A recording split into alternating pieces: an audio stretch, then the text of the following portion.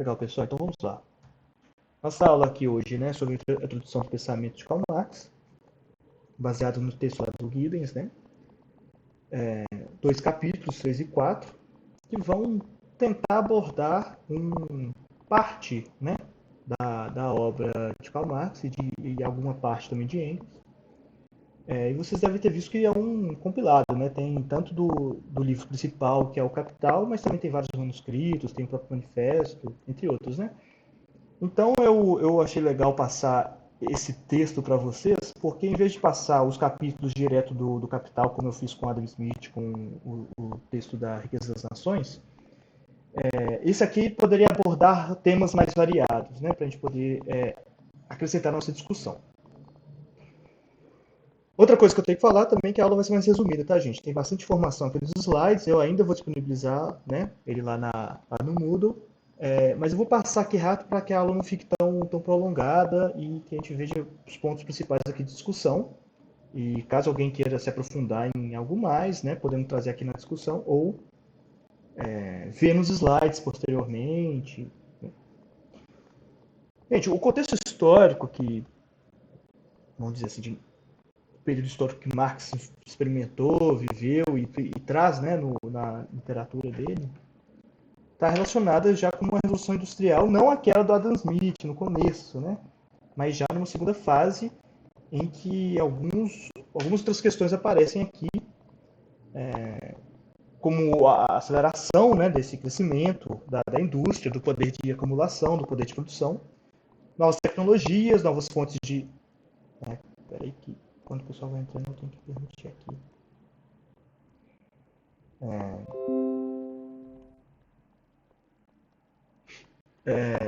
A questão também trabalhista, que estava bem complicada, né, visto a superexploração da força de trabalho, como, por exemplo, o trabalho infantil permitido, a jornada de trabalho até de 10 horas, que era a média, né? Desigualdade, urbanização rápida, enfim, várias questões, inclusive a disputa entre as potências mundiais europeias, que inclusive nessa disputa aí vai culminar na Primeira Guerra Mundial, posteriormente a Segunda, né? Aqui é uma parte da biografia dele, em que eu só vou trazer aqui na realidade, a partir de 1843, a questão do contato com a ideia de socialismo utópico, francês principalmente, e ali bastante,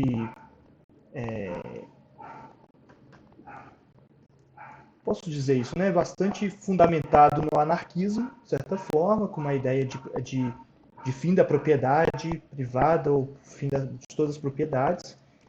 E também o contato com Engels, né, que foi algo que mudou muito também para a produção científica deles. O Friedrich Engels tinha uma leitura muito boa sobre como diz o nome da situação da classe trabalhadora na Inglaterra, né? Ele tinha bastante contato tanto com a lógica burguesa de se pensar, visto que ele era filho de um burguês industrial, mas ele também pesquisava os trabalhadores, fazendo pesquisas bem diretas, né? E outro ponto que eu queria chamar a atenção para vocês deixa eu ver aqui, o fim ali, 1867, com a publicação do Capital, que é talvez um dos principais livros dele. E aí, pessoal, os três pilares, né, da teoria marxista, vamos dizer, a dialética hegeliana é um método de se poder chegar, vamos dizer assim, buscando a verdade, né, uma forma de conseguir entender a história e os resultados desse processo histórico. A ideia do socialismo utópico francês, que na verdade vai ser uma crítica que ele faz, né, ele pega o socialismo utópico e faz uma crítica para superar os problemas que o socialismo utópico não conseguia avançar. Muitas lutas, né, que foram inspiradas como diz aqui, né, no Robert Owen, né, que eram grandes militantes da época, conseguiam ali dialogar com massas de trabalhadores e operários, mas as conquistas não eram tão assim concretas, né? As revoluções que foram sendo revoluções não, desculpa, das manifestações, dos levantes, né, operários. Assim, e também da economia política inglesa, né? Quando o Marx vai aprofundar na economia política, né, no Adam Smith, no David Ricardo e vários outros, para conseguir construir a sua leitura econômica. E tem até uma frase muito interessante dele que ele fala: filósofos limitaram-se a interpretar o mundo de diversas formas, o que importa é transformá-lo. Mostra aqui um caráter de construção tanto filosófica, econômica, mas também de militância dentro da teoria marxista, né? O livro principal é esse, né, o Capital. E é interessante que é uma crítica à razão da economia dos economistas clássicos, né, que aí, como eu citei para vocês. E alguns pontos importantes que ele chega assim, né, algumas máximas que ele chega aqui é a luta de classes inerente ao modo de produção capitalista. E o objetivo do capital não é satisfazer determinadas necessidades, mas sim produzir lucro, né? Então ele quebrando muito as ideias anteriores. Alguém mandou um.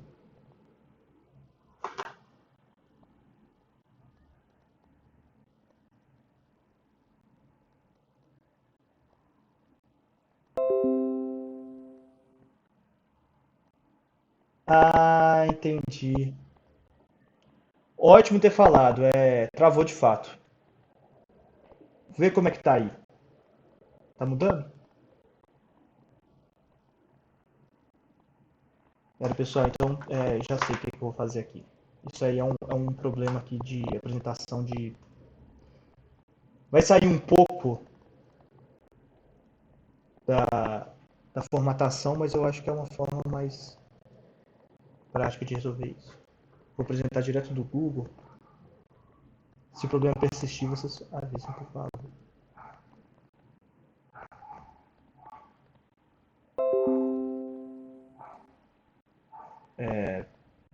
Aqui, né, eu estava nesse slide, na verdade, estava vendo nesse slide. Tá vendo que ele estava um pouco fora da formatação, mas isso daqui é por causa de ter passado para o Google, né? Mas está passando direitinho para vocês agora? Vou passar agora para o segundo, para o Capital. Passou para vocês? Ah, legal, ótimo. Perfeito. Obrigado por avisar, gente. Às vezes dá esse problema aí com o PowerPoint. Gente, o ponto assim que talvez seja mais central para a gente discutir é a questão da circulação de mercadorias, que faz inclusive uma ponte com a ideia da circulação, né, de produção e circulação de alimentos, que tem tudo a ver com a nossa disciplina. E aqui talvez vocês tenham passado essa parte aqui no texto. É normal, gente, fiquem super tranquilos com essa questão de não compreender, né? Na realidade, algumas coisas que tem lá no texto eu ainda, né, preciso de vasculhar muito para entender.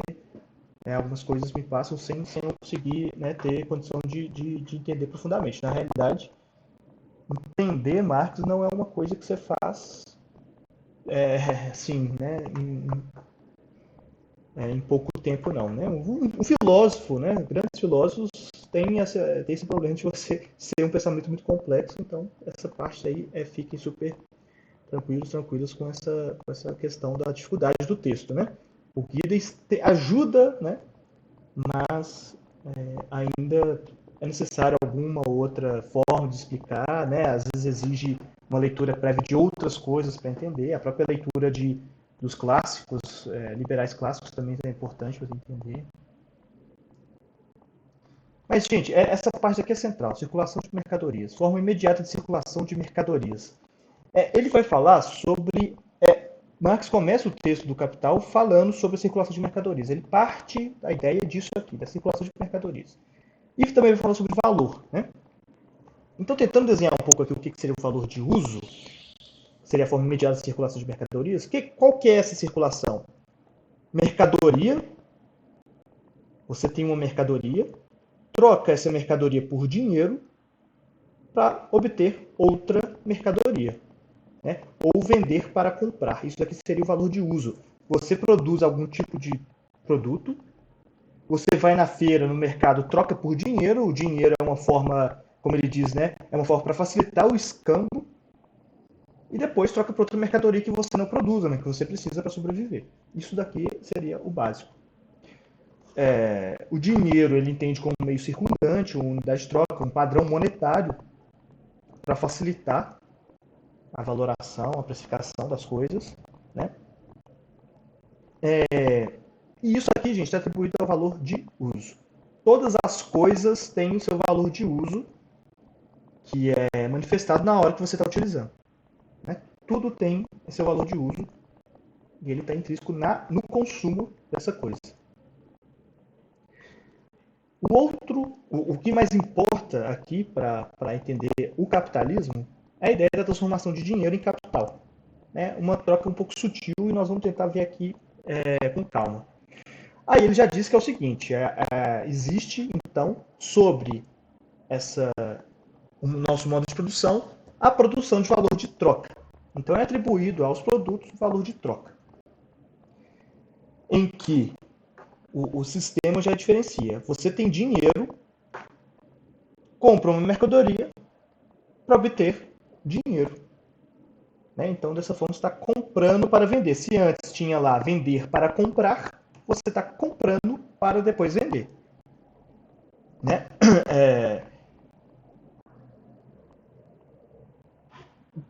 Eu não queria entrar nessa parte aqui do que é dinheiro, o que é capital. Isso aí eu acho que é só um detalhe. Só um detalhe não, é um detalhe importantíssimo, mas a gente não precisa de explorar tanto essa parte daqui. O que eu queria dizer para vocês, acho que tem que chamar a atenção, é que não existe no mundo real, né? Você pegar 100 reais, desculpa, dinheiro, comprar uma mercadoria e vender pelo mesmo preço. Né? Isso na circulação geral aí de mercadorias no mundo, isso daí pode ser exceções mínimas, né? Raras exceções. O que normalmente acontece é o quê? Você pega dinheiro, compra uma mercadoria para obter mais dinheiro. Então, esse que é o ponto. Né? E aí, a forma de você manifestar, de você expressar, representar esse mais dinheiro aqui seria esse delta D, né? Que é o delta dinheiro, ou o delta apóstrofo. E para fazer isso, né, para transformar esse dinheiro em capital, é aí que é o ponto importante, transformar dinheiro em capital, porque isso aqui já é capital, isso é o que movimenta, isso que estaria na base do sistema capitalista. Transformação do dinheiro em capital. Capital não o capital, né, assim, ele existe no movimento de ser transformado em capital, né? A transformação da transformação de dinheiro em capital, ele existe ali nesse movimento. Se ele não está nesse movimento, ele é dinheiro acumulado, é diferente.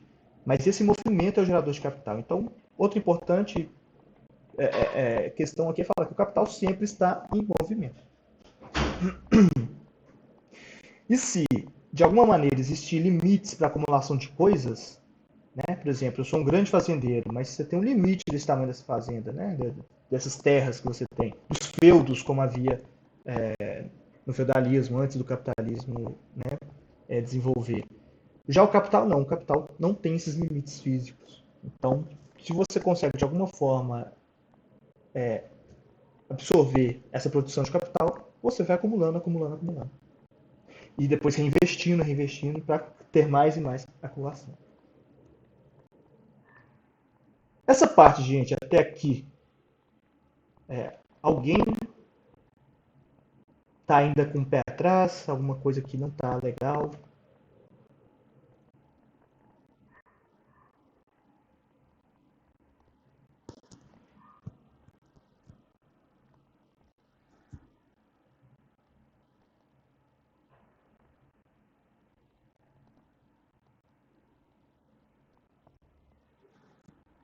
Pera, o que? Eu perdi.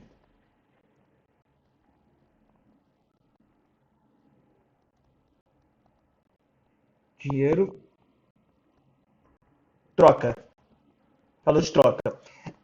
O valor de uso, gente, está atribuído ao, vamos dizer assim, ao próprio uso da coisa. Né? Quando você vai comer, né, aquela comida tem um valor de uso dela, que é o valor de você ir lá e comer, se alimentar. Tudo que nós utilizamos tem um valor de uso. Né? Um lápis aqui tem um valor de uso, eu tenho ele aqui para escrever. Computador, não importa o preço que for, né? Tem o seu valor de uso. A questão é que o valor de troca, que é um valor sobreposto a esse valor de uso, ele já tem um outro sentido. Ele existe na medida que ele faz a produção de capital. Para produzir capital, tem um detalhezinho que eu vou explicar para vocês no próximo slide, que é como que ele pode ser criado, né? Mas basicamente não, não é simplesmente você comprar algo e vender mais caro. Simplesmente. Não é isso. Para você colocar valor na coisa, para jogar um valor a mais na coisa, precisa ter um trabalho humano intrínseco nessa mercadoria. Tem que ter trabalho humano nele. Se houver esse trabalho, aí você produziu valor. Esse valor o que é, pessoal? Eu só ouvi uma coisa aqui. Ah, tá. Outro assunto antes de gravar. Não, eu estou gravando sim. Esse valor, eu vou explicar para vocês como que ele é depois absorvido. Não sei se é isso que você está perguntando, se é o valor de troca.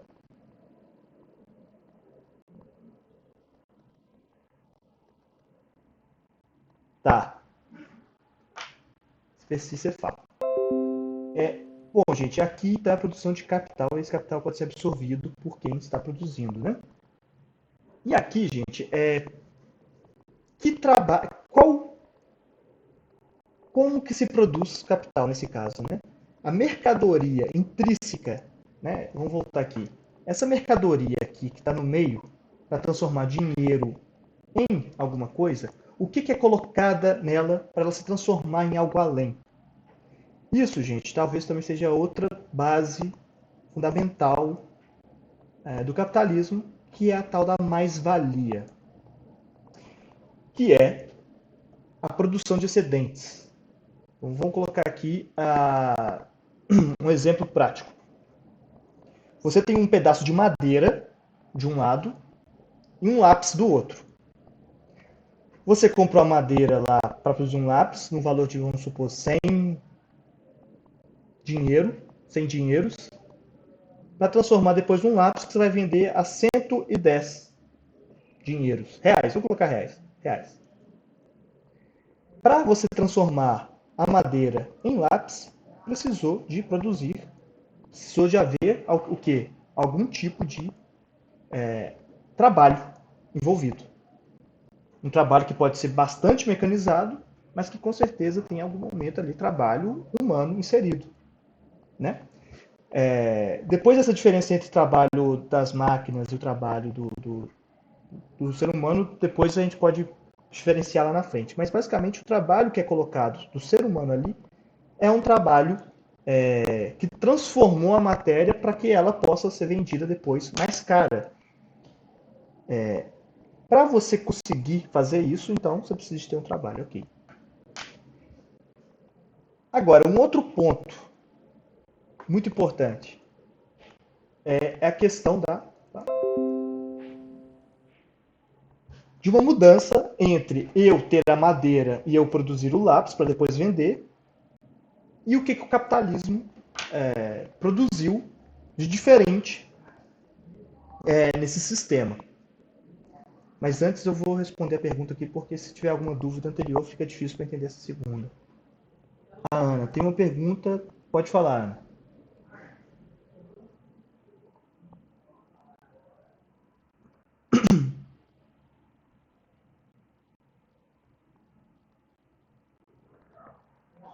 Tá.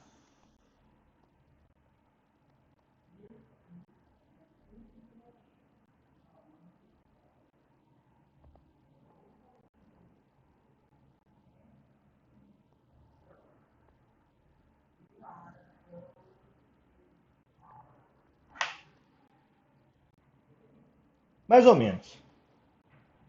Nessa questão de marca, nós vamos entrar em outra parte que nós nem citamos aqui, que é a questão do fetiche da questão das marcas, da questão do fetiche da mercadoria. Que é a ideia assim aí vem uma diferença entre preço e valor, tá?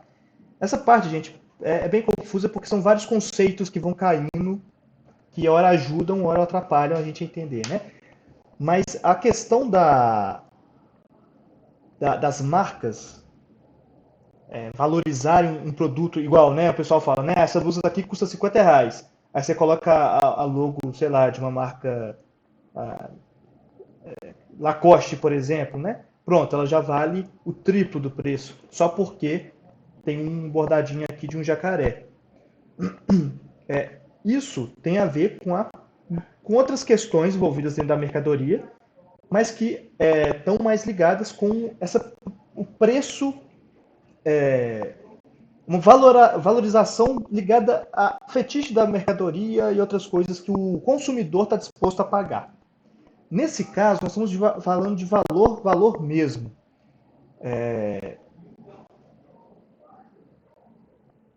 Porque, por exemplo, não tem como pensarmos em valores de uso que sejam comparáveis. Por exemplo, água e roupa. A água tem um uso determinado de sobrevivência e uma mediação maior, né? Você sem água, um dia inteiro sem água, você morre. Roupa você precisa se vestir por causa de um frio, né? E tal. Essas coisas são valores que tem dentro do produto, mas que não estão ali dentro de uma circulação, né? Não estão ali, vamos dizer, dentro de uma lógica de circulação de mercadorias. Quando se coloca essas mercadorias em troca, quando se coloca essas mercadorias no mercado, e dessas relações humanas né? Enfim, aí já há um sentido de troca, um valor de troca que é um valor atribuído pelas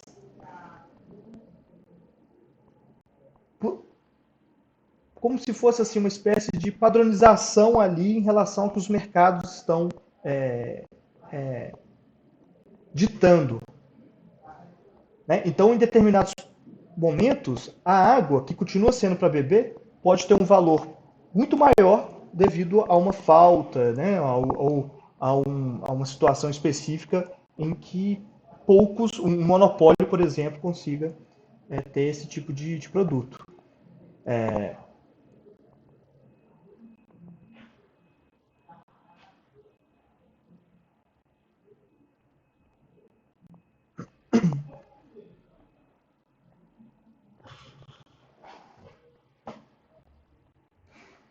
Sim, mas, ao mesmo tempo, o problema dos exemplos é que o Marx não está preocupado tanto em analisar essas coisas, casos particulares.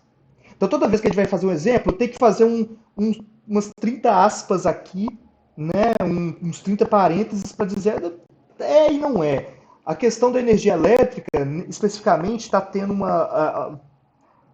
o valor da energia está mais caro devido à falta, né, do principal recurso que o Brasil utiliza, a energia elétrica, que é a hidráulica, né, das hidrelétricas. Então aumenta o valor relacionado aos combustíveis. Aí começa uma série de fatores para conseguir acertar como é que esse preço vai chegar no final, né? Mas é por aí.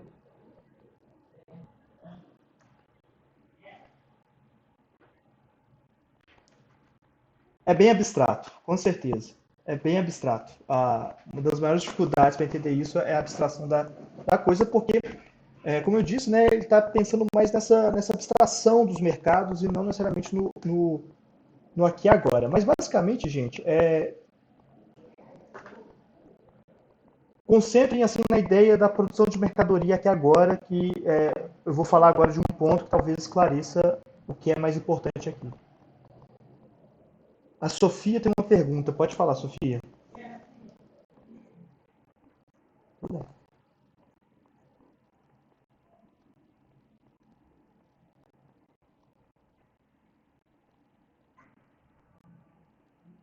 Foi a Sofia que perguntou, não foi? Tá. Sofia, ótima pergunta. Se eu falar que tá certo, mas se você for mais a fundo, não é. Então, assim, uma resposta curta, sim, é a mesma coisa. Uma resposta longa, não. Porque se fosse a mesma coisa, determinadas atividades seriam super lucrativas e não são tanto. Vamos considerar que sim, que o lucro é a mesma coisa que a mais-valia. Através da mais-valia, que o capitalista, que são os donos de um meio de produção, consegue extrair o lucro deles. É na exploração da mão de obra do proletariado.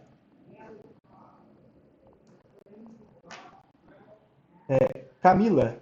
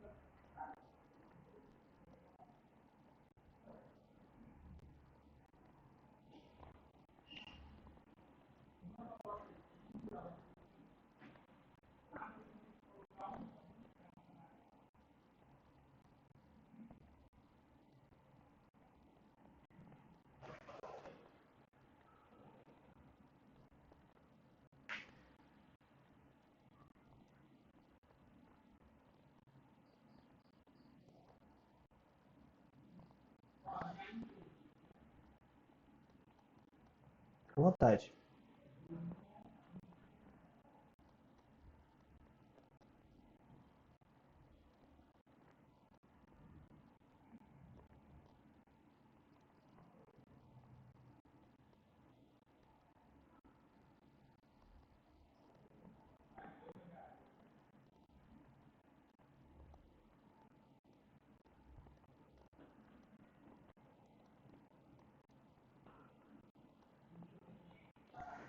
O trabalho é excessivo no estrito senso, assim, o excesso de trabalho, e não na ideia de excessivo de necessariamente de. Na verdade, faz além do que ele recebe, para ser mais exato. É isso. O proletário, o trabalhador, trabalha, produz o que recebe em poucos dias ou horas do seu trabalho daquilo. A partir do além que ele vai, ele está passando aquilo para o patrão. Isso é mais-valia.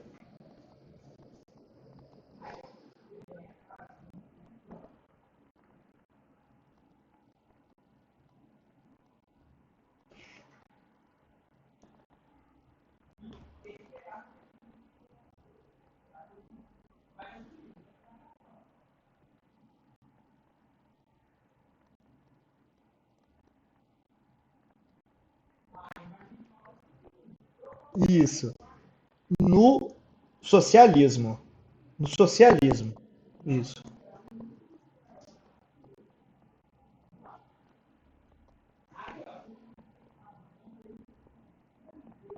É por aí, exatamente. A, eu costumava utilizar um exemplo, gente, mas só enquanto exemplo, porque a análise, como eu falei aqui, dessas ideias, no exemplo sempre vai haver tanta lacuna que pode atrapalhar. Mas pensa o seguinte, no trocador e no motorista de um ônibus. Né? Pensa aí no. Não sei se o pessoal aqui teve ainda a chance de ir para a FMG, de MOV, ou com certeza vocês vão, espero que logo. Se de ônibus ou não de ônibus, não importa, mas que imagina aquele MOV, né, aquele ônibus do 51, né, quantidade de pessoas que entram diariamente lá.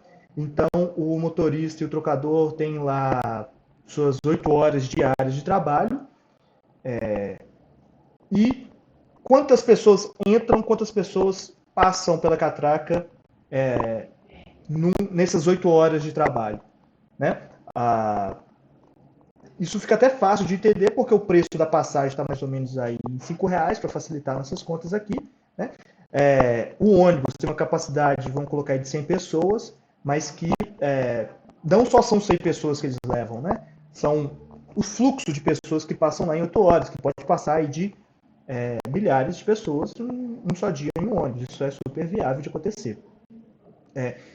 Então, pensando na quantidade de pessoas que passam dentro de ônibus, o salário deles, provavelmente em 2 viagens, ida e volta para FMG, eles já tenham passado na mão do trocador o dinheiro do salário dele e já tenha passado também em um dia de trabalho. Eu estou chutando aqui por alto, fazendo contas na cabeça, assim, sem nenhum compromisso, mas vocês estão vendo que eu não estou exagerando tanto aqui nos valores que passam na mão para completar ali um salário mínimo, 2 salários mínimos, R$ 1.000, R$ 2.000. Então, em um dia, em 2 viagens, então não chega a ser um dia. Vamos colocar um dia, então, para vocês não acharem que eu estou exagerando. Em um dia, quantas viagens eles fazem de um lado para o outro, quanto dinheiro passa naquela catraca, e qual que é o salário deles. Ou seja, em um dia de trabalho eles já pagaram o salário deles, já passou na mão deles o salário que seria para eles. Nos outros dias do mês, nos outros 20 dias do mês, 19 dias do mês, para a gente colocar só os dias úteis, como se eles trabalhassem 40 horas semanais, são para outra coisa. Essa outra coisa pode ser para pagamento do que o Giddens coloca aí como capital constante. O que é o capital constante? É um maquinário usado para você produzir. No caso, o ônibus, o combustível, a roda e tudo mais. Bom, esse maquinário tem um preço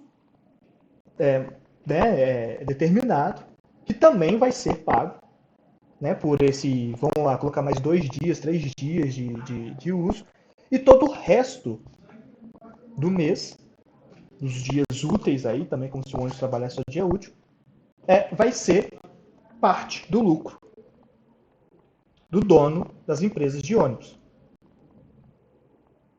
Isso é a mais-valia. Quem está produzindo está lá, né? Trabalhando, dirigindo, trocando e todos os outros percalços do trabalho de motorista de trocador. Todo o resto do dinheiro vai para a mão dos donos do meio de produção. Essa daí seria a ideia do lucro, né? Está associado ao lucro. Associado ao lucro.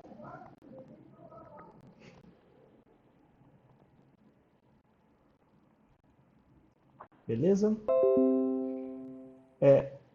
E aí, gente, nada, fica à vontade para perguntar, viu, gente? Esse texto é mais complicado, mas vocês vão ver que a parte que eu quero chegar mesmo está aqui, ó, que é a ideia do quê? A mercadoria, gente, aquilo que faz a produção de mais-valia, aquela coisa que faz a produção de lucro, é o trabalho. É o trabalho humano. Presta atenção aqui nessa parte, nesse esqueminha daqui. Como é que você pode... Vamos pensar no anterior, como que era antes do capitalismo. Você tem aqui o camponês e o artesão.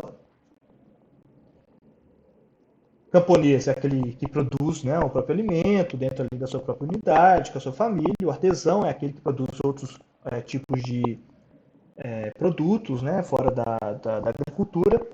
E qual que é a principal característica aqui desses 2 grupos? A ideia de que eles têm o trabalho, que é colocado nos meios de produção deles mesmos. O que são meios de produção? Ferramentas, terra, sementes, conhecimento, né? Tudo que envolve a produção de algo. Eles que detêm isso, né? Para produzir o quê? A mercadoria. Então, o camponês, a partir da terra, com as próprias sementes e ferramentas, ele tem lá a sua mercadoria, que é a comida. Os alimentos que vão para consumo próprio, mas também vão para vender no mercado. Lá eles conseguem dinheiro, trocar aquela mercadoria que eles produziram por dinheiro, para obter mercadoria. Tem vários detalhes aqui que eu pulei. Por exemplo, no feudalismo, o camponês não é tão bem dono dos meios de produção, né? Na verdade, é de um senhor feudal, ele paga a corveia, as ferramentas não são tão bem deles, todos essas questões. O artesão também, ele está dentro de uma cooperativa, de uma corporação, quer dizer, né? Então ele não é dono exatamente, mas ele tem esse controle mais ou menos autônomo da cadeia produtiva. Isso daqui é o fato feudal, né? Vamos colocar assim, uma construção feudal da composição da estrutura produtiva. O que o capitalismo faz, então, com essa estrutura? Primeira coisa, retira o meio de produção dele. Retira o meio de produção. Isso, gente, nós chamamos de expropriação. Tá? É um processo histórico, contínuo, né? Isso. Expropriação é retirar propriedade. Que é cada território passou por um momento, né, por uma forma diferente disso acontecer, mas que é basicamente retirar a propriedade. No caso lá do camponês, são as tomadas das terras comunais, nós vamos ver isso não sei se na próxima aula ou na outra, a retirada de recursos naturais, o fim das corporações, dos artesãos. Tem várias formas que isso pode acontecer, que acaba expropriando esses trabalhadores. No Brasil, nós assistimos isso muito na Revolução Verde, né, na década de 60, 70, 80. Até hoje nós assistimos isso. Formas que você retira a propriedade. Mas, ao longo do tempo, também cria várias gerações que não têm propriedade. Né? Pessoas que não conseguem acumular o suficiente para obter a sua própria terra, para obter seu próprio local. Por isso, aqui no Brasil, já fazendo um link rapidamente, de forma um pouco grosseira aqui, né? Nós temos vários movimentos relacionados a acesso à terra, seja terra agrícola, seja terra urbana. Tem vários movimentos, vários movimentos, e grande parte dos problemas urbanos, sociais urbanos do Brasil são reflexos dessa expropriação contínua da população. Tá? Retirar do meio de produção, o que você também fez? Retirou o acesso desse sujeito à produção da própria mercadoria, para poder trocar por dinheiro, para ter sua própria mercadoria depois. Então, a única coisa que vai sobrar desse sujeito, para ele continuar tendo dinheiro para comprar as mercadorias necessárias para sobreviver, é o que, gente? O trabalho. A única coisa que sobra de uma pessoa expropriada, que não tem uma terra, não é dona de nenhuma empresa, não tem nem sequer um carro para poder trabalhar de Uber, que não tem um computador direito para poder... Não tem um diploma, né? Fazendo esse link aí com a nossa realidade mais atual, que é muito comum. A única coisa que aquela pessoa tem é o corpo e a força de trabalho pessoal dela, individual dela. E o que isso vai fazer? Né? Ela vai vender esse trabalho dela no mercado de trabalho. Esse processo, gente, de expropriação, nós temos um nome de acumulação primitiva. Foi um momento em que, para o capitalismo existir, ele precisou, na sua história, de expropriar, de fazer roubos ordenados, para poder ter acumulação e ter a diferenciação de classes, para poder ter uma classe dominante e uma classe dominada. Isso em todos os modos de produção sempre existiu. No capitalismo, né, foi a burguesia e os proletariados, os trabalhadores, que seriam aqueles que são os donos dos meios de produção e aqueles que não têm meios de produção. Claro, fazendo links hoje com a sociedade atual, vários problemas, porque existem casos muito particulares, mas que Marx, né, se ele tivesse vivo, ele talvez não estaria tão interessado nessas individualidades, porque ele está analisando a economia como um todo. E assim você cria também um monte de pessoas que não têm meio de produção, têm o próprio acesso à mercadoria, e elas vão compor o chamado exército industrial de reserva, que no texto também fala um pouco sobre esse assunto. Né? Então, gente, como é que tentando desenhar o processo? Você tem aqui o burguês, que são os donos dos meios de produção, são os donos de fábricas, né, donos de fazendas, donos de empresas. E esses meios de produção são essas coisas que envolvem a produção. maquinário, combustível, veículos, empresas, um software, um conhecimento, enfim, tudo que pode compor ali um meio de produção, e coloca pessoas para trabalhar para ele. Essas pessoas vão trabalhar e vão animar esses meios de produção, vão produzir a partir disso. Então, pegando a análise de um especificamente, nós temos aqui o proletariado, né, a classe proletária, que tem o trabalho, ela trabalha para adquirir para ter o seu salário, e esse salário ela troca por mercadoria. Numa análise aí da nossa equação, nós temos o dinheiro do burguês, que ele paga o salário, capital variável, para comprar o trabalho da pessoa. Esse trabalho agora é uma mercadoria que compõe as outras mercadorias que compõem uma fábrica, né? Porque o burguês ele não só compra o trabalho, tem que comprar a matéria, insumos, como a gente falou aí dos ônibus, né? O combustível, o veículo, os pneus. E ao trocar lá com o mercado, ele consegue então finalmente o capital. O que é o capital? É a diferença entre o dinheiro que ele investe e o dinheiro que ele pega. De onde que ele mais extrai esse capital? De onde ele mais extrai o lucro? Do capital variável, capital dos salários, né? Da compra de trabalho de pessoas. Porque as pessoas podem ser exploradas. As máquinas não. As máquinas é assim, você coloca combustível, ela produz. Né? O trabalhador não, você põe ele para trabalhar muito mais do que ele pode e aceita um salário mínimo para ele poder sobreviver. Isso daí é algo que a sociedade, né, conseguiu, ao longo do tempo, tornar moralmente aceitável. E se você não concordar com essa situação, né, você pode sair dela porque tem outras pessoas para ocupar sua vaga. Então, um exército de reserva, e o exército industrial de reserva, como o Marx diz, é indispensável para manter os níveis, o valor dessa mercadoria, o trabalho, baixo. Porque se faltar trabalhador, aí você vai ter que atrair pessoas pagando mais. Né? Produzir mais aí para compor nossa discussão. Você tem aqui, né, uma fila enorme de pessoas desempregadas, que seria o Exército Industrial de Reserva. Nós temos aqui uma imagem de uma pessoa que representa algo bem atual, que é os entregadores de aplicativo. E nessa imagem mostra talvez um ápice do que é o sujeito expropriado. Um sujeito que não tem propriedade. Ou seja, ele não é dono nem da bicicleta que ele utiliza para se locomover, não é dono também dos lugares onde ele está trabalhando, ele não tem dono o meio de produção dele talvez seja só o celular. O resto ele está tendo o quê? Que vender o seu trabalho para poder pagar.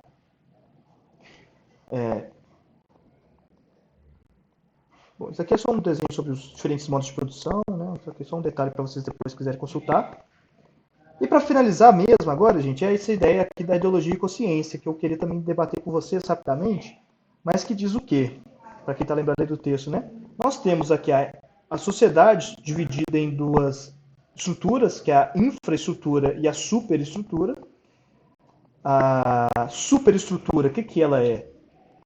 É esse conjunto de coisas que estão no nosso cotidiano, como o Estado, a política, as leis, a própria ideologia, né? Aquela moralidade que perpassa pela sociedade. E embaixo nós temos a infraestrutura. A infraestrutura são as nossas formas, as nossas relações de produção. As nossas relações de produção são essas, como eu já te falei, como eu falei para vocês, né? A extração de mais-valia, etc. O que é importante dizer aqui? Que a infraestrutura influencia a superestrutura, mas a superestrutura não tem capacidade de mudar a infraestrutura. Então, em outras palavras, né, a mudança de ideologia, seja a ideologia que for, ela não pode ser capaz de transformar as relações de produção. Para mudar a superestrutura de uma sociedade, precisa de partir primeiro da infraestrutura, das relações de produção. Isso dá muito pano para manga para a gente poder discutir sobre a questão da nutrição. Pensar que a nutrição aqui está dentro de uma ideia de superestrutura relacionada aos hábitos alimentares, ou a distribuição, a má distribuição alimentar, ou a distribuição equivocada da alimentação, né? E para mudar tudo isso, talvez o que deve se mudar seja essa infraestrutura da sociedade, não só essas imagens sociais, né, que nós temos aqui relacionadas às ideologias. Pessoal, sobre o conteúdo que eu queria passar, é isso. Desculpa aí ter delongado, mas eu queria deixar agora um espaço aberto para a gente poder discutir de forma assim livre sobre as dúvidas, sobre as partes mais importantes, sobre as partes que não concorda.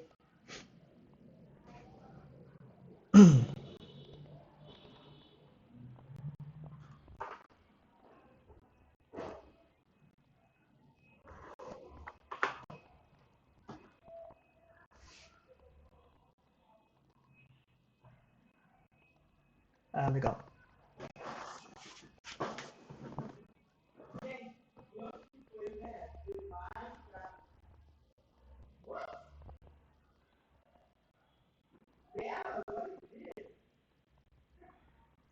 Sim,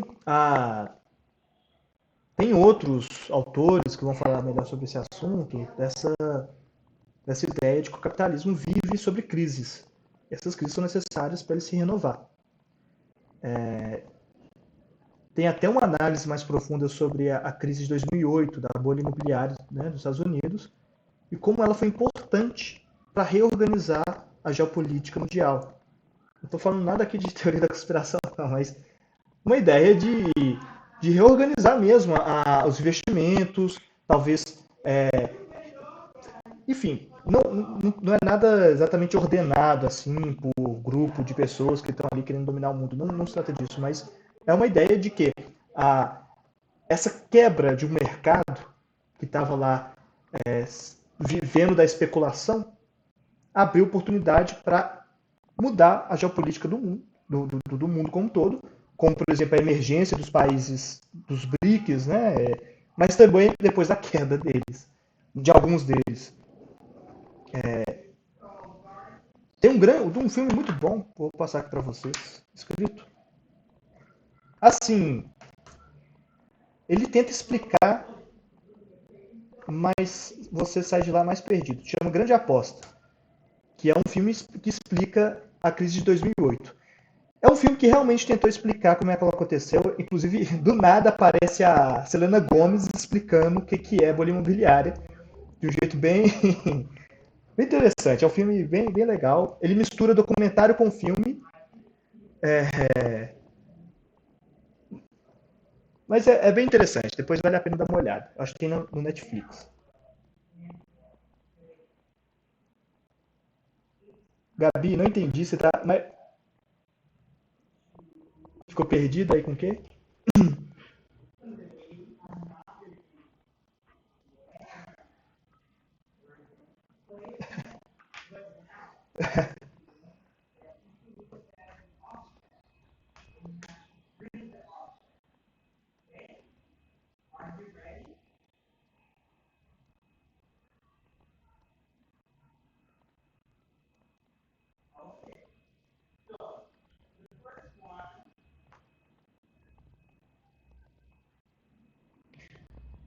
É, Gabi, bem-vinda às ciências humanas, né? A gente está discutindo, a gente está discutindo aqui conceitos e entendo demais essa sua frustração e interesse, né? Essa dialética entre esses dois sentidos.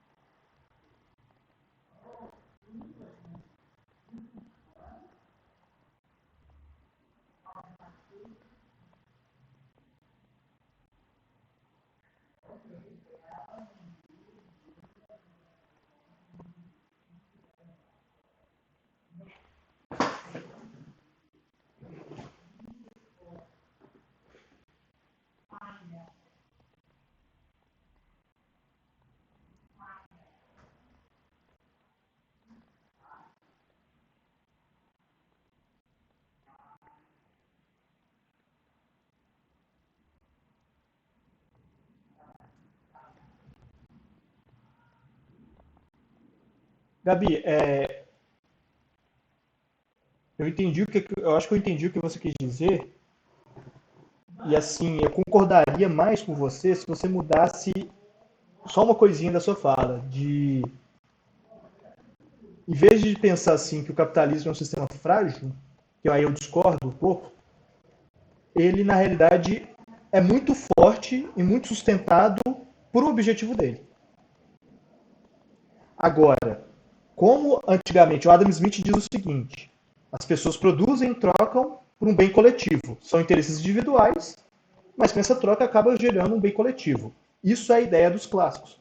Marx diz: não, você está fazendo isso porque você quer lucrar e não gera bens coletivos, isso gera lucros para determinadas classes é, da burguesia, né? Da burguesia. Ah, nisso, ele conseguiu, ele consegue, na verdade, o que acontece? O capitalismo não tem uma cara ou um nome específico. Se uma empresa, né, fale, vem outra no lugar, né? O capitalismo me traiu porque eu fali, agora estou vivendo na rua. Não, ele funciona desse jeito. Agora, existem várias forças e várias questões envolvidas aí no capitalismo que acabam tirando dele o sentido liberal, liberal no sentido econômico da coisa e passam para uma coisa mais conservadora. Por exemplo, as ideias do liberalismo, por exemplo, muitos autores defendem a taxação de renda, imposto de renda, porque isso é uma forma de manter o capitalismo vivo, de manter a máquina funcionando, precisa ter essas taxas para o Estado poder reinvestir, coisas que os neoliberais atualmente já discordam.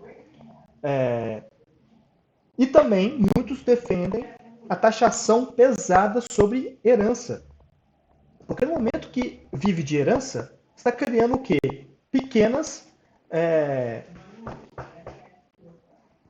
Eu fugi aqui.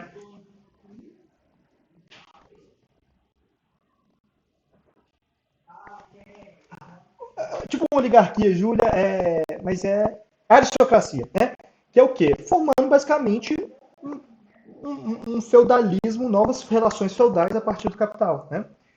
Ah, eu gosto do pessoal falando assim, né, da ideia da meritocracia que o capital permite, porque tudo, o mercado é livre, você encontra uma oportunidade, você cria, você produz, você enriquece, você investe. Se você falhar, você vai cair, depois você pode levantar.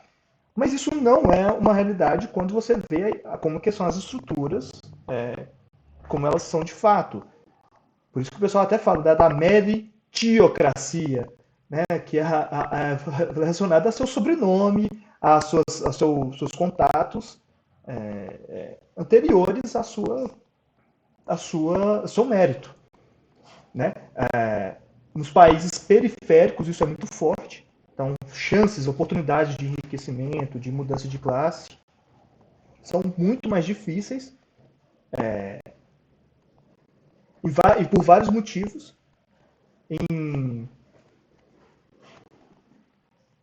Enfim, estou aqui falando um monte de bobajada aqui misturada, mas basicamente é isso, assim, analisar o capitalismo, o funcionamento do capitalismo, analisar o funcionamento da sociedade são coisas que toda hora você tem que fazer é por isso que eu acho que o Marx ele foi muito feliz ao conseguir pegar análises sociológicas, filosóficas, econômicas, né? Porque viu que não tem como você só voltar a sua cara por um tipo de situação, né? Não é só uma análise econômica, você tem que ver as estruturas, como elas são feitas. Marx, por exemplo, não faz julgamentos morais exatamente da situação.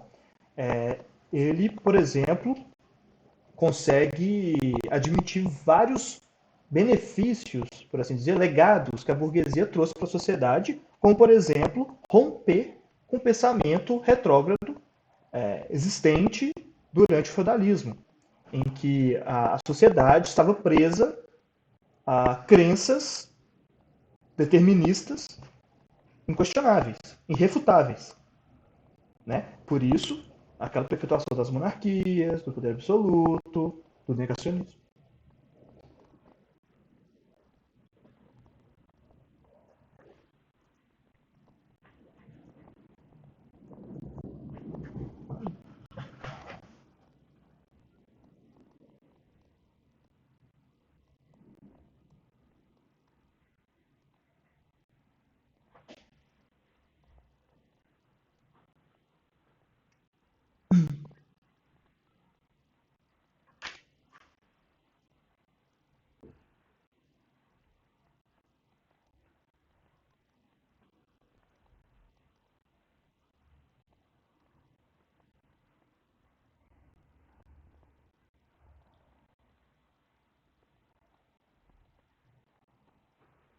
exatamente.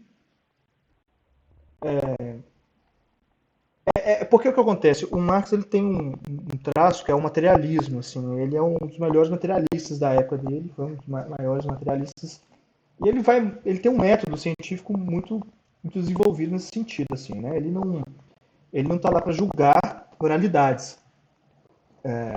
Inclusive, quando ele fala de exploração, gente, eu acho que a ideia de exploração da mão de obra aqui, ela não pode ser colocada igual quando você fala, quando você está vendo ali um patrão que coloca alguém para trabalhar, sei lá, 10 horas seguidas um dia. Ele não está falando desse tipo de exploração. Ele está dizendo que qualquer relação patrão-empregado é um tipo de exploração.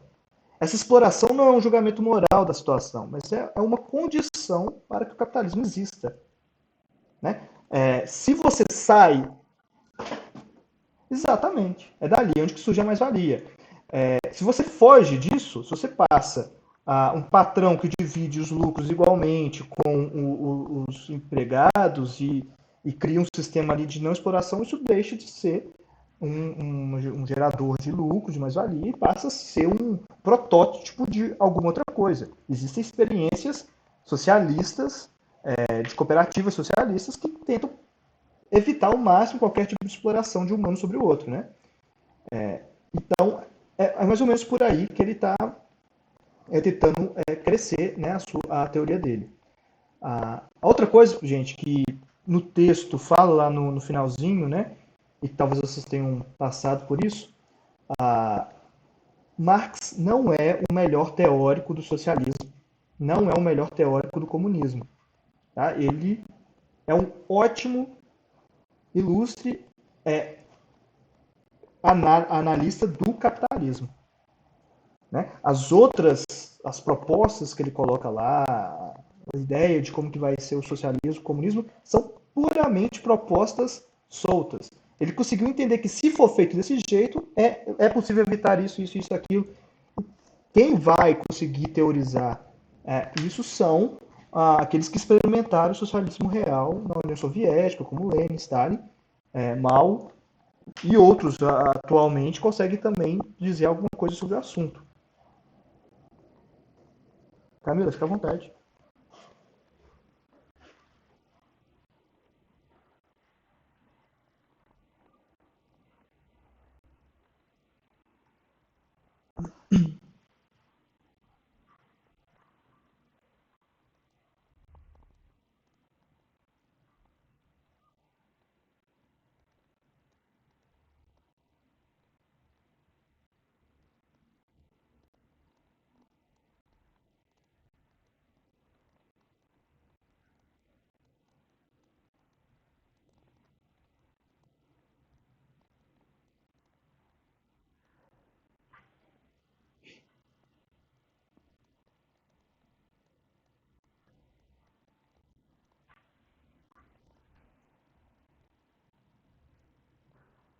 Opa, Camila, você falou que a classe mais pobre é a mais.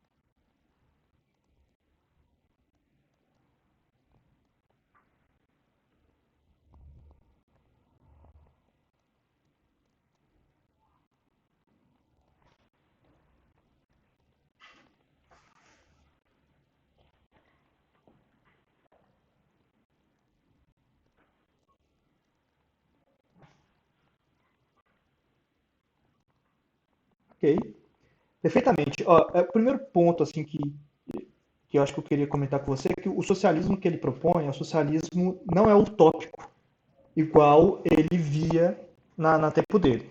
No socialismo utópico, o que baseia o fim da exploração é a solidariedade, é o fim da propriedade de forma assim espontânea, e vai depender da colaboração de todos. Ele fala que isso daí é uma bobajada, isso não vai para frente, porque você está dependendo da caridade quase, né, do outro, da boa vontade. Ele sabe que não é assim que funciona.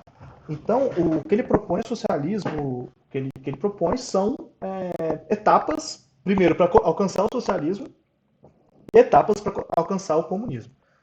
Para o socialismo, a primeira coisa que deveria ser feita é a conscientização de classe. Ele fala, olha, proletários, né? Ele fala, univos, né? Pensando no quê? Vocês são uma classe explorada. Vocês sofrem alienação, achando que vocês estão ali participando de um processo, mas na verdade vocês estão sendo roubados a cada dia, né? Então é mais ou menos isso. Tomando consciência, você se organiza politicamente, essa organização está dentro da superestrutura da sociedade, ideologia que você vai falando ali, né? Como diz, vai plantando a sementinha do mal, como muita gente coloca, né? Vai fazendo esse tipo de trabalho de base, que muitos movimentos sociais hoje fazem, para organizar. Organizou esse proletariado, o que você fala? Vamos para a luta, vamos acabar com esse sistema.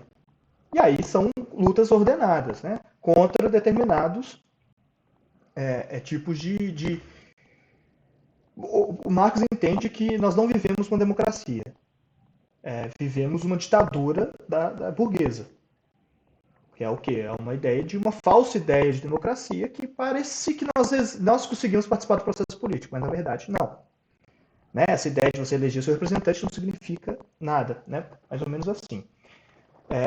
E aí esse processo que é de luta, de revolução, alguns países aconteceu de forma armada e violenta, outros países foi de forma branda e democrática, como por exemplo no Chile, que o povo votou em presidentes socialistas, que fizeram propostas socialistas, conquistaram propostas socialistas, lograram, mas depois veio o Pinochet, né? Eu acho que esse assunto, inclusive, do Chile vai vir na próxima aula.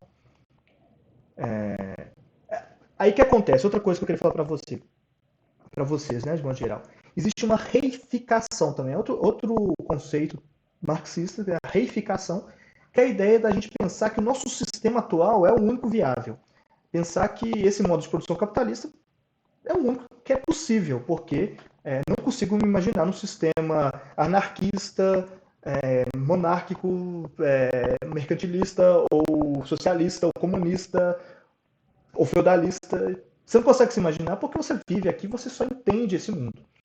Mas uma conclusão que o Marx chega, a sociedade foi mudando ao longo do tempo. São vários modos de produção que foram intercalando um ao outro, temporalmente e espacialmente. O que a Europa estava vivendo ali no começo do capitalismo, o Sudeste Asiático está vivendo outro processo. Então não é bem assim uma linha linear, né? Desculpa, não é um desenvolvimento linear. Você tem que chegar no capitalismo para você desenvolver, você tem que chegar no comunismo. Não, não é isso. São várias questões históricas que vão levando. Então, muito do nosso sentido de não conseguir entender algum outro tipo de sistema vem dessa reificação. E assim, pronto. Mas nem sempre foi assim. Logo, mudar vai acontecer.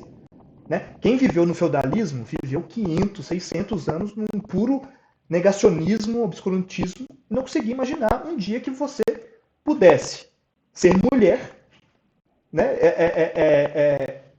E não morrer no inferno porque você quis divorciar do seu marido, sabe? Isso não existia na época dessa imposição feudalista. Essas coisas eram muito fortes. Então, essa mudança do modo de produção, que muda a nossa ideologia, vai mudando ao longo do tempo.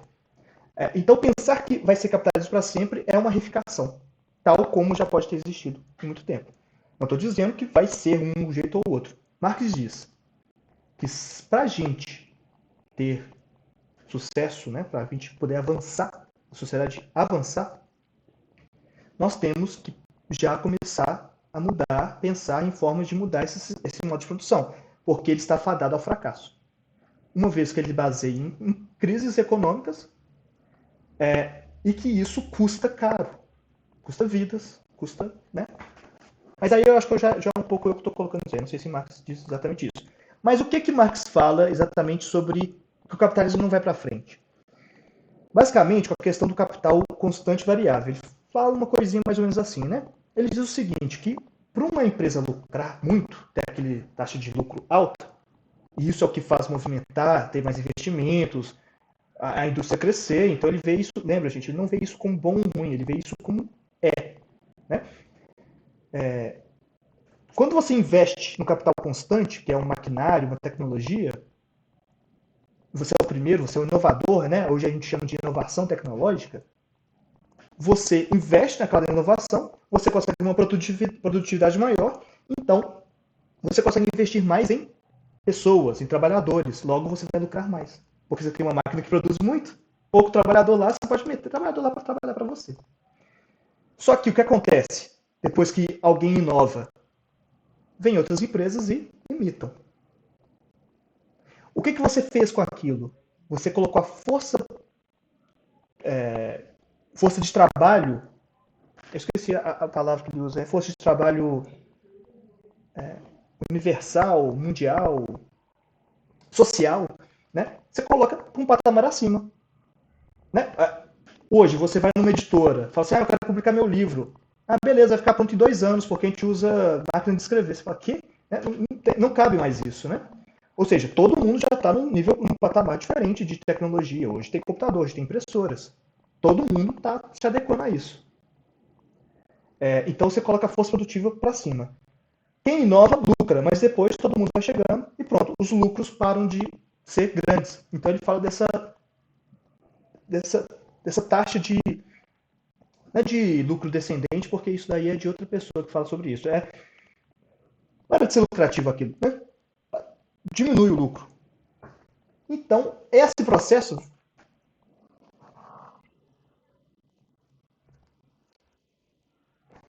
Obrigado, Vitória. Isso mesmo. Isso mesmo. Eu ia falar taxa de lucro descendente, decrescente, mas isso é de outro. Isso eu acho que é de David Ricardo. Então, isso, uma hora, né, faz com que as empresas não consigam mais sobreviver devido a essa grande sobreposição de lucro e tal e tal. Aí, fazendo já um link com a próxima aula, se bem que a gente não vai falar tanto sobre isso exatamente, mas o que hoje as empresas, as grandes corporações estão fazendo para manter suas taxas de lucro crescentes? Mais uma vez, expropriando bens públicos. Então, esse movimento de privatização, esse movimento de concessões, né, que o nosso governo está vendendo tudo que é brasileiro, isso faz muito parte desse processo das empresas continuarem tendo as taxas de lucro altas. Por quê? Porque quando você privatiza alguma coisa, você está dando. Ah, mas pagou bilhões. Você está dando capital constante para essas empresas. Minas Gerais agora vai privatizar um monte de estrada. Basicamente dá esses ativos para a empresa por um preço muito mais baixo do que o mercado. Essas empresas exploram aquele mercado, né? Por exemplo, aquela empresa com pedágios, e pronto, ela consegue ter uma taxa de lucro alta. A venda do saneamento básico, agora a privatização do saneamento básico, a venda das universidades públicas, tudo isso está em torno de o que o David Harvey chama de acumulação via expoliação. Nós vamos ler David Harvey para a próxima aula, mas nós vamos ler sobre neoliberalismo, nós vamos falar sobre exatamente isso. Mas ele fala, é um processo de roubo de bens públicos pelas empresas que está acontecendo de forma genérica aí no início do século XXI, porque é a forma como as empresas estão conseguindo continuar as suas inversões de investimento. Então, eu só estou falando isso daí, para dizer como que o capitalismo vai se renovando. Ele está dando seus suspiros, assim, né? Uma hora pode acabar, sim, mas ele está dando esses suspiros. Daqui 50 anos, se vai ter alguma coisa mais para ele poder explorar, vai ser difícil. Até então, o que o capitalismo estava fazendo? Vivendo de abertura de mercados. Né? O Brasil está lá vivendo uma espécie de bem-estar social na década de 60. Não, nós não queremos isso porque isso flerta com o comunismo. Golpe, vamos abrir mercado, vamos abrir o mercado de ferro, vamos abrir a exploração da Amazônia. Aí você vai abrindo esses mercados. No século XXI já não tem tanto mais mercado para ser aberto. Nós precisamos de Pegar todas as reservas agora da África, vamos lá explorar na África. Beleza. E aí, daqui um tempo, o que, que vai acontecer? Né? Então é por aí. E só mais uma. Pode falar, pode falar.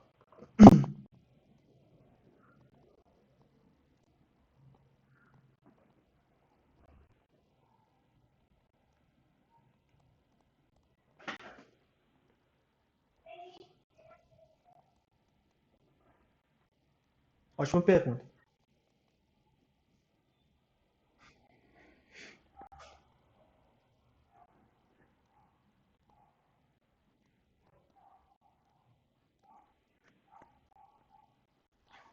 Certo? Tem até um.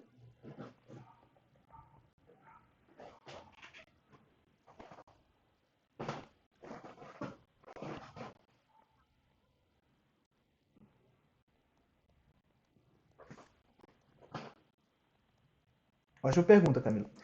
Assim como o capitalismo tende, né, ao seu fim, segundo Marx, que vai passar para o socialismo, depois para o comunismo, no socialismo, qual que é a mudança para o que nós estamos vivendo aqui agora? A mudança é muito simples, na verdade, mais simples do que pareça. Ninguém mais vai ser dono de algum meio de produção. Ninguém mais vai ter a posse dos meios de produção. Isso significa que meu celular aqui vai deixar de ser meu? Não é isso, porque o celular é um bem de consumo, não um meio de produção. Minha casa, não, casa é um lugar de morar. Se você atribui um valor de uso para essa casa. Não é, portanto, um meio de produção. Você mora aqui. Mas agora, fábricas, grandes fazendas, ele propõe. Essas coisas que eu estou te falando é objeto de discussão. Tá? A União Soviética viveu por muito tempo essa polêmica de você tomar também a propriedade de camponeses ou não, por exemplo. Quem propôs que não deveria foi morto. O Chayanov, tem até um autor, Alexander Chayanov, ele falou, não, os camponeses são ótimos, eles vão ser muito produtores se você deixar essas terras com eles, terras comunais. Stalin disse, não, nós vamos estatizar. E vai para o Gulag porque você está traindo nosso sistema. Né? Então, isso são objetos de discussão. Né? Mas agora, a ideia é mais ou menos essa, estatizar meios de produção. Para deixar mais aberto, grandes meios de produção, grandes empresas, indústrias e fazendas, que está ali no centro da nossa economia, da nossa produção, né? Então quer dizer que eu sou dono de uma empresa, eu vou virar, sei lá, eu vou ser expulso de onde eu estou? Não, provavelmente não, porque você deve ser um bom gerente, você conhece essa produção, então você vai ser um funcionário, como qualquer outro, ganhando provavelmente menos do que você ganha, porque aí tem que ter um. Né? Aqui eu já tô imaginando, viu, Camila? Você me desculpa aí, mas tentando ser o mais esdrúxulo assim para poder falar mais da coisa do cotidiano, né? Mas eu não faço ideia de como que seria. Mas a ideia é essa, é uma ideia de ninguém poder, a burguesia perde o controle dos meios de produção, porque Marx diz o seguinte, a burguesia produziu, mas ela não está sabendo lidar com isso. Ela está destruindo o sistema porque ela não está sabendo mais lidar com essas taxas de lucro e tudo mais. O Estado fazendo isso, o Estado produz, o Estado distribui. Ok. A propriedade privada acabou? Não. A propriedade burguesa acabou? Acabou. A propriedade dos meios de produção acabou? Acabou. Agora fazendo parte do Estado. Depois de muito tempo, e aí talvez seja muito tempo mesmo, que acabar com a cultura e alienação do capital no cotidiano das pessoas, né?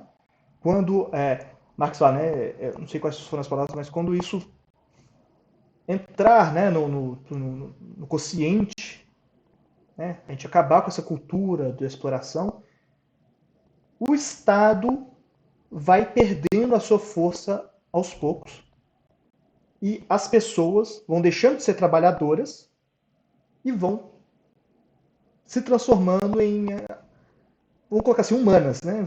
Pessoas que vivem. Nesse momento, por que o socialismo é um passo depois do capitalismo? Porque o capitalismo criou um aparato industrial desenvolvido, criou um aparato tecnológico. que talvez tenha só sido possível pelo capitalismo. O próximo passo é a gente socializar esses ganhos, em vez de individualizar os lucros, é socializar, produzir mais máquinas, automatizar mais ainda os serviços, para que no comunismo não haja mais trabalho. Quer dizer, haja um trabalho ali mais que seja mais de gestão ali dos recursos, da produção de bens, aí sim para cumprir as necessidades, do que algo para, por exemplo, produzir lucros ou domínio de um ser humano ao outro. Aí o comunismo é a ideia do comum. Então acaba, aí viram comunas, né? Viram pequenos grupos territoriais que vão gerindo esses meios de produção. A experiência comunista, existe um comunismo, acho que eles chamam de arcaico, que seria o anterior ao feudalismo, né? Que seria como a sociedade era antes. Só que agora, com uma força produtiva muito maior e com questões democráticas também já mais desenvolvidas. Né? Essa seria a ideia.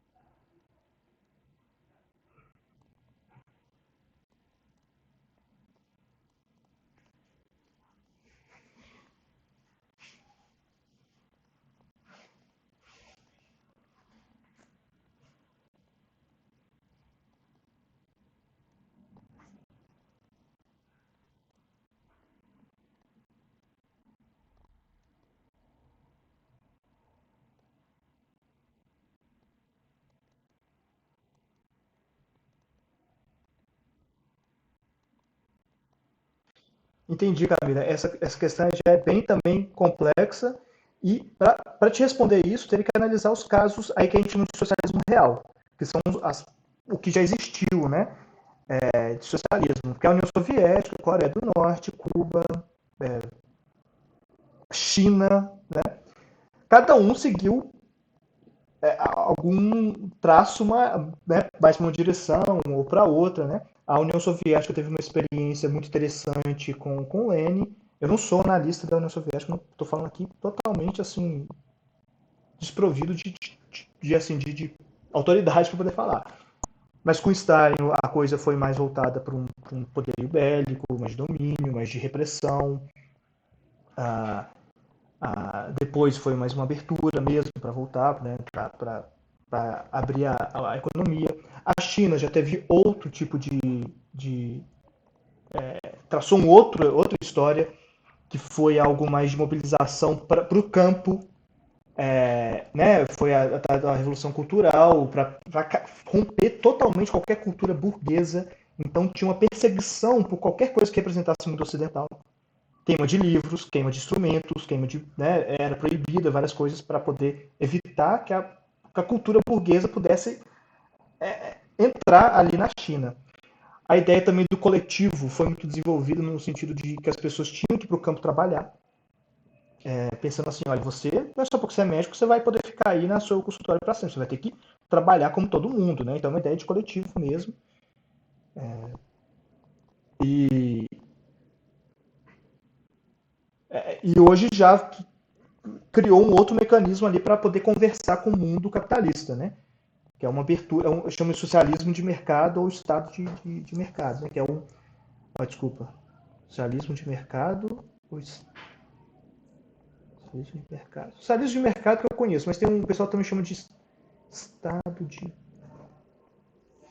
enfim, é capitalismo de estado, isso, capitalismo de estado ou socialismo de mercado. E aí virou essa potência aí, né? E você pode analisar se a questão da autoridade, de quanto eles são livres lá para pensar, né? Cuba também nós temos outra situação, que foi mais investimento em educação, em saúde pesado. É difícil analisar Cuba sem pensar nas sanções econômicas que ela sofre, mas também pensar nas questões autoritárias. E todas essas análises do socialismo real, acho que vale a pena sempre relacionar também com o capitalismo real. E aí, o capitalismo, como é que ele estava sendo, né? Para a gente poder fazer essa comparação histórica. Eu não entendo absolutamente nada disso, mas acho super importante essa né? E, inclusive, tem até um outro livro, esse aqui, ó,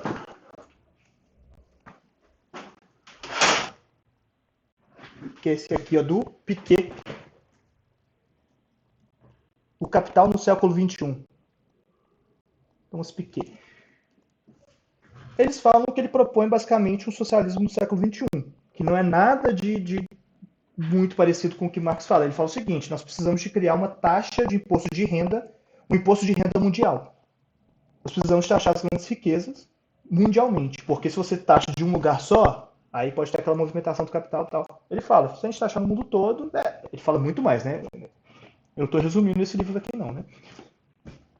É uma forma da gente dar condições para o capitalismo ser melhor e não acabar, né? Em crises seguidas.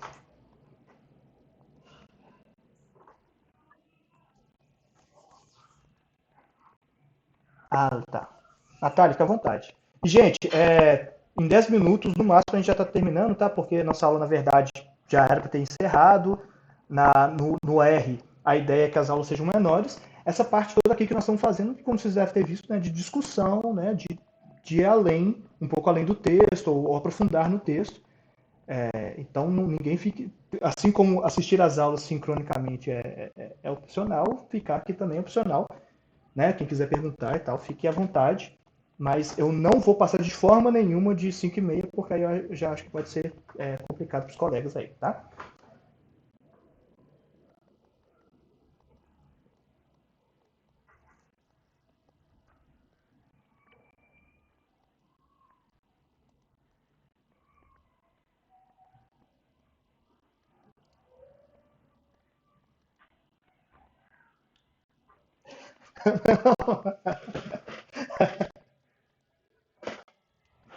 Gente, eu peço muito assim que seja uma lauda, por quê?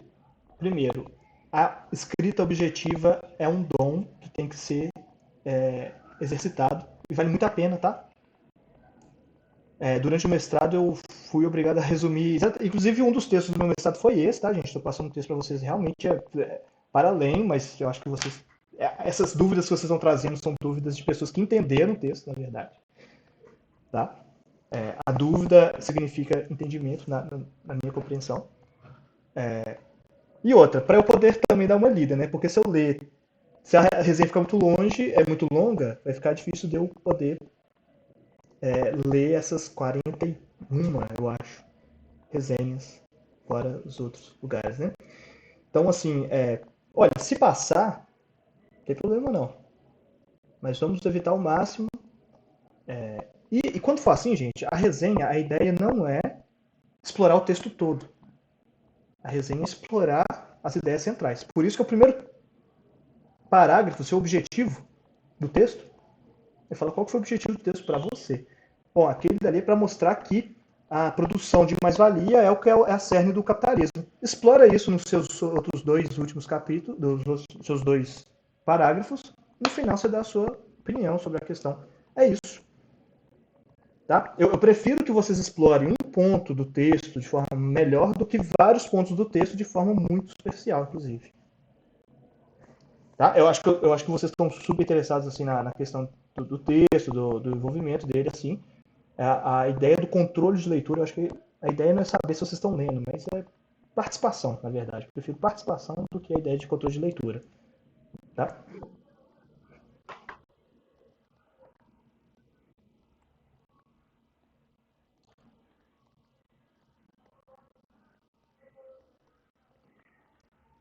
Legal. Vou então tentar deixar ser mais claro aqui o objetivo da resenha. O primeiro objetivo é a questão do processo de aprendizagem. Na hora que você se coloca nesse exercício de resenhar um texto, para mim é o que você consegue absorver. Não dá para observar, absorver tudo de um texto. Então, aquilo que vocês conseguirem passar para a resenha ali, para mim, já é um processo importante de aprendizagem. É isso o principal objetivo. Segundo dele, controle de participação, né? Nós não estamos mais, né, presencialmente, eu acho que isso é um jeito legal de ver a participação, mesmo que eu não seja obrigado a participar aqui presencialmente, aqui virtualmente, sincronicamente, mas é um jeito, tá? Dessa forma, assim, vocês estão colocando aí essas dúvidas, gente, o melhor é fazer a resenha do jeito que vocês acham que é legal para aquele texto. Sério mesmo. A validação da resenha, o que eu estou olhando ali é o que vocês captaram do texto. Inclusive, eu consigo ter uma amostra muito legal aqui da leitura desse texto. Eu vejo que muitos têm a mesma percepção, outros eu vejo que, né, algum outro sai ali do padrão, me chama atenção também para saber o que chama atenção. O que destacou para aquela pessoa, quer dizer.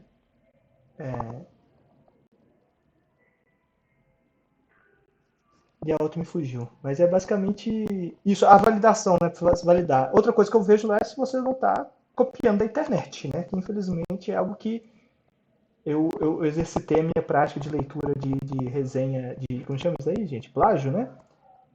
Eu fui. Eu já tive uma turma de 104 alunos. Aí você imagina, né?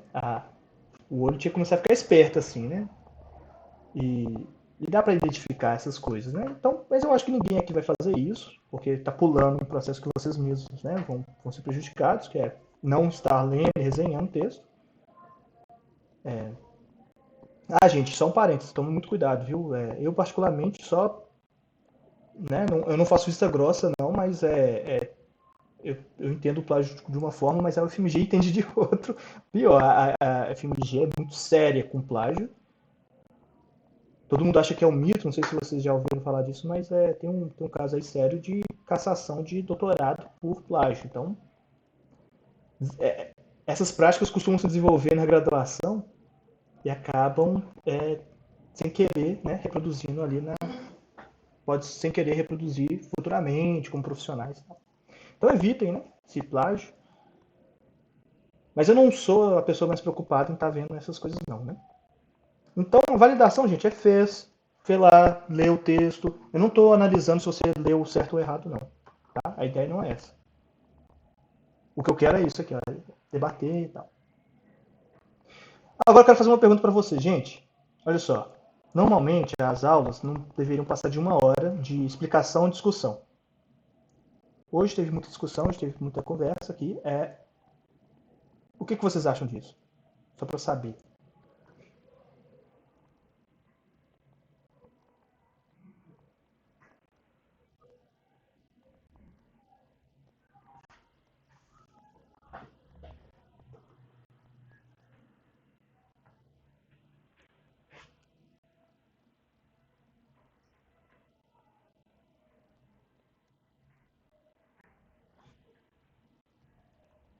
Legal. E Giovanni, não tem problema nenhum de fazer isso, tá?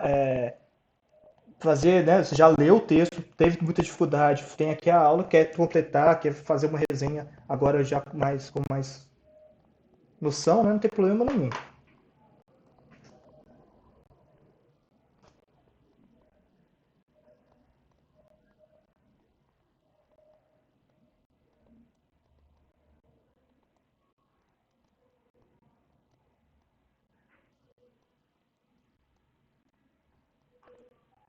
Ok, legal, pessoal.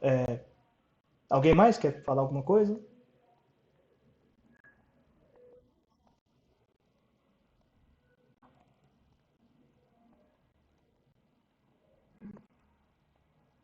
Ah, tá, beleza. Sobre a estrutura e crítica. Poxa, pode sim, claro, Camila, questionamento, sim, com certeza. A crítica, gente, lembra que a crítica, a gente tem essa noção às vezes de falar mal, né, do texto, mas não, a crítica é fazer a sua crítica, fazer a sua leitura crítica, ir para além, né? E esse além não precisa ser conclusivo, pode ser uma questão que você traz. E Vitória, sim, próxima resenha, ler introdução e capítulo 1, exatamente, do livro Neoliberalismo do David Harvey. Pessoal, mas é isso aí, tá? Lembrando, pessoal, que essa discussão que a gente faz após a aula, assim como toda aula é facultativa, e fico muito feliz de ver o pessoal aqui. E gostaria de ter mais tempo para que todo mundo pudesse falar, porque assim eu vou conhecendo mais vocês também. Acho que isso daí é um processo super legal. A gente consegue aproximar um pouco o modelo de aula presencial. Né? Mas, pessoal, até semana que vem. Muito obrigado. Qualquer dúvida, pode mandar lá no Moodle. Às vezes eu demoro para responder. Agradeço muito aí a presença e a nossa conversa. Tchau, tchau. Ah, é feriado. Ah, peraí.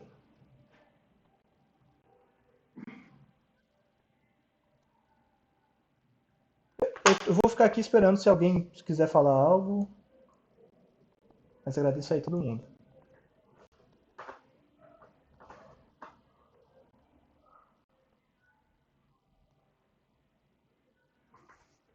Uhum.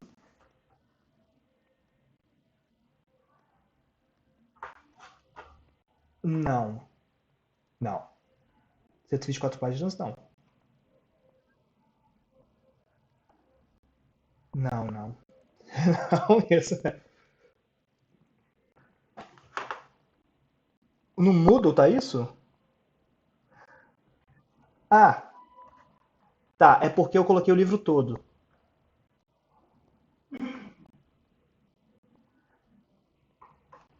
Tá. Sempre... Ah, ótimo você ter perguntado, para não deixar dúvida. 124 páginas é um livro todo, isso seria. Nossa. Eu não ia me perdoar se vocês fizessem isso. Introdução e capítulo 1. Tá mais ou menos em torno de 30 páginas ou. Deixa eu ver aqui.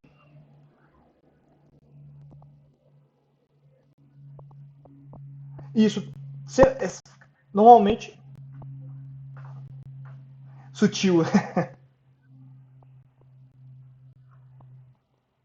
Não, não. Você tá doido. Olha só, no nosso plano, igual os três primeiros textos foram só capítulos, o segundo é só o capítulo, já coloquei o capítulo. Ah, tá. Basicamente, só nos seminários que vocês vão deparar com isso. Eu vou passar o livro todo para vocês e vocês vão selecionar os capítulos lá, né? Vão ver os capítulos exatos. Mas sempre pergunta, não tem problema não. É bom deixar isso sempre alinhado. Eu quero desse. Tchau, tchau. Também.